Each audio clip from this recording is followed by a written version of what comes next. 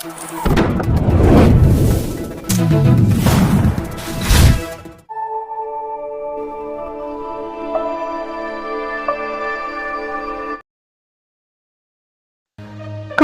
எம்எல்ஏவுக்கு எதிராக திமுக கட்சியினர் ஸ்ரீவைகுண்டம் பகுதியில் ஒட்டிய போஸ்டரால் பரபரப்பு.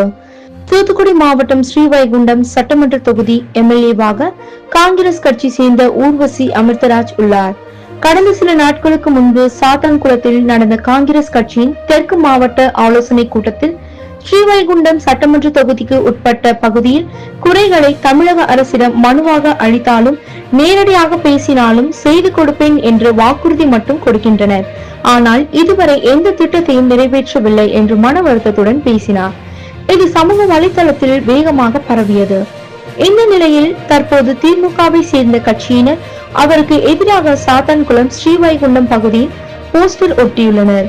இது காங்கிரஸ் திமுக கட்சியின் பொறுப்பாளரிடம் குழப்பத்தையும் பரபரப்பையும் ஏற்படுத்தியுள்ளது.